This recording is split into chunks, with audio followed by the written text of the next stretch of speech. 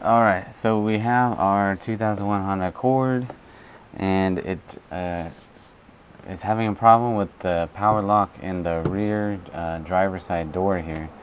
And let's see, if you hit the power lock switch, you can, there's nothing going on inside there, and the lock obviously isn't working, it's just staying open.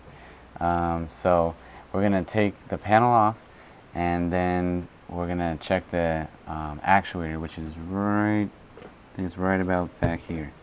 But we're going to check it and make sure power is coming through the wires, and then if so, looks like, well, I think we know we have a dead actuator. Okay, so there's not many tools involved here, just a Phillips screwdriver for the screw that holds the handle in, and then the screw that holds the little panel with the power window switch. And then I'm just using this little tool here to unclip the linkage from the handle, which you'll see here in a little bit. Alright, so let's see, first thing you can do is just take out the screws. There actually used to be a little cap here that you could pop out with maybe a small pocket screwdriver, but that seems to be missing because probably somebody opened this panel up before, because it's also missing in here. There's another Phillips screw right down here, which should also have a cap over it, unless it's missing like ours. Okay, so to get out this panel, you can lift from the back because it's hooked in the front. You see that hook? So you don't want to pull out the front, it's just going to damage it. And then inside, there's a little, you squeeze the tab and pull out the connector. Then you can set that aside. And then the trick to this one is popping it forward and then pulling it back. And then inside, I hope we can see that, there's a clip right there. And you can actually, you can do that with your hand. Just push the clip back off of the linkage, and then you can lift the linkage out, take the handle off. Alright, then now we're ready to go ahead and start pulling the panel off. There's a bunch of clips holding it inside, and you can, I think we're missing some clips because this is already coming out, but we'll fix that later. So, oh, there we go. Yeah, this one already has some detached clips, so it came out pretty easily. Then there's one other thing. There's a bulb behind the little courtesy light here. Well, that is the light. So you can just twist it and take it out.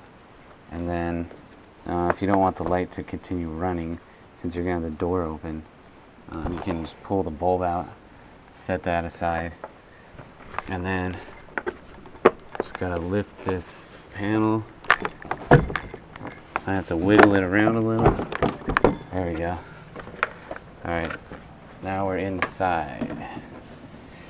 Okay, then this is actually the lock actuator right here, behind this little bunch of plastic.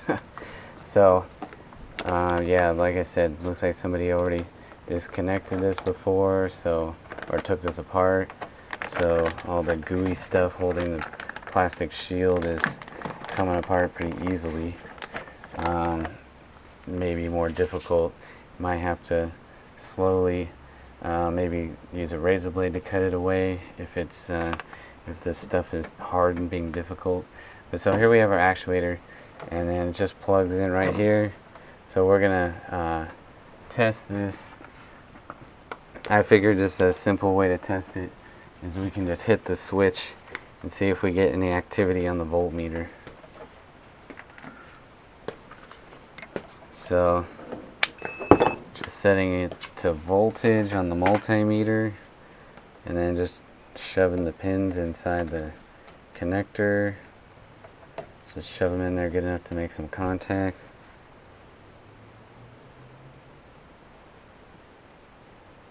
So yeah, right now you see basically nothing.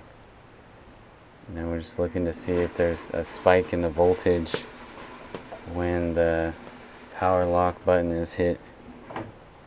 There we go, yeah. it jumps way up every time we hit the button. So seems like power's going through, it's just a dead actuator.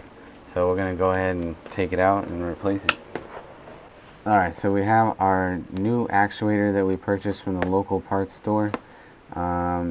This company, if you go to like the smaller independent parts stores, you can get, they often will carry Airtex, Wells, and these usually are pretty good parts. This one right here, actually, if you open it up, this one is part number 8D1218 for the left hand rear on this Accord. If you open it up, it actually, you can see that this looks like his OEM. It has the same stamps on it. It says it's a J35 door lock actuator. You can see it has the same shape and color of materials and all that. And it actually shows on the box, made in Japan. So this is good stuff, and it was only about 40 bucks for this part. I don't think we didn't even compare it to the dealer, but I think they didn't have it in stock, and plus they were too busy to talk to us. So we went with this one, which seems like a better option anyways. They didn't even call me back. Yeah, they never called back. We left a message and they didn't even call back. Okay, so this one is well, I've never really done one of these before, but it looks pretty easy. There's 2 Phillips screws holding it in.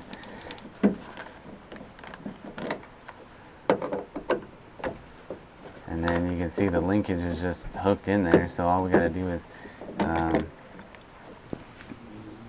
is twist it around to get the linkage off of there. Let's see. There we go. So just kind of a little turn and twist motion, and it came right off. Alright. So now I'll just put new one in, the reverse of how it came out. Alright.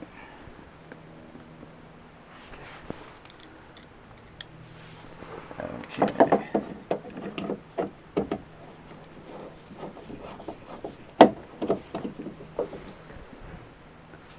Alright, I'll wait till I get the second one lined up before I snug the first one, or I'll snug both. There we go. These weren't in there too tight, they're just holding this light plastic piece, so. Alright, so then you can hook it up, and we'll test it to make sure it works.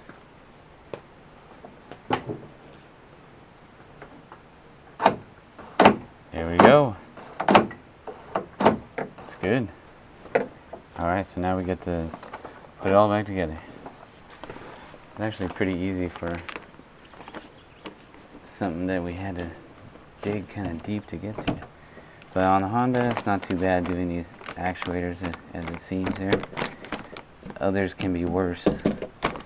We got lucky on this one.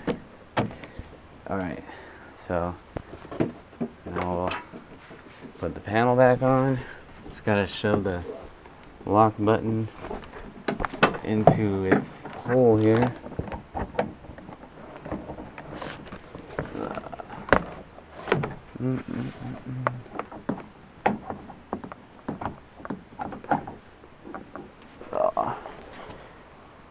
There we go.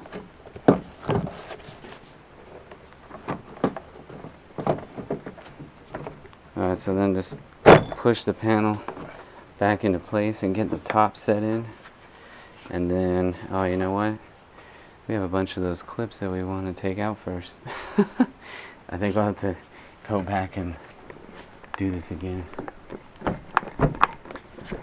We gotta get those clips out, otherwise the door panel's gonna rip. Oop, there we go. Alright, should we film this part? As you can see, some of these clips are still in here. We already removed one that was stuck, so we gotta get 2 more out. And you gotta be careful, they might break, and then I need to replace them. But didn't it work better with the pliers?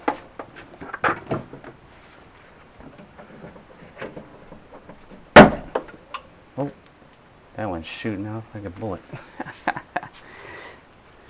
Alright, I got one more.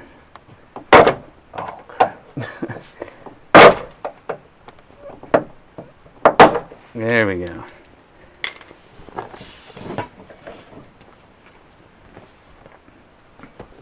Thank you, sir.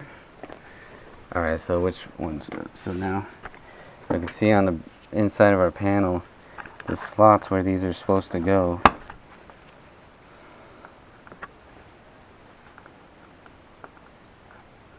This one's a little bent, but there we go. And one more here. Alright, so now we got all our clips in place. Luckily they didn't, well, one of them sort of broke, but it's still good enough. Alright, now we can try this one more time. Let's see. There we go.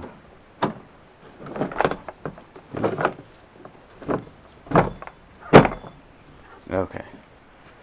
Alright, oh, then we gotta do our, don't forget to put your courtesy light back.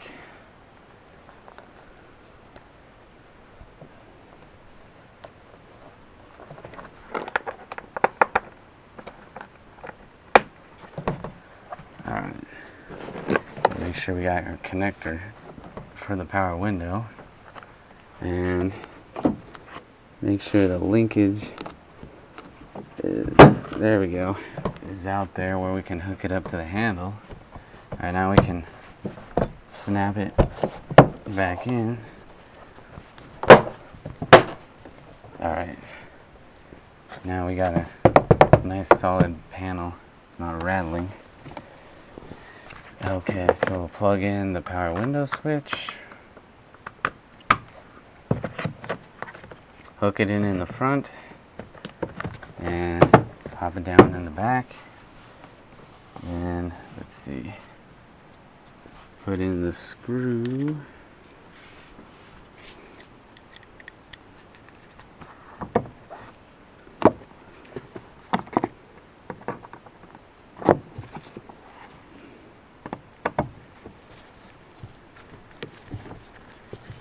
Trying to keep the screwdriver in line with the screw so it doesn't get caught up or stripped.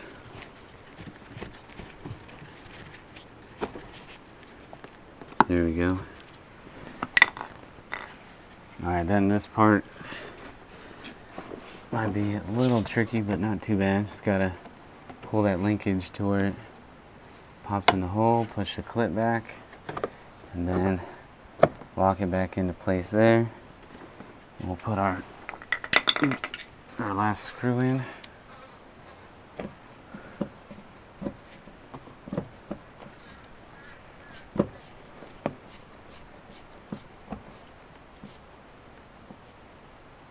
Alright, well, we would put a cover there if it wasn't lost, but that's going to be it for this one.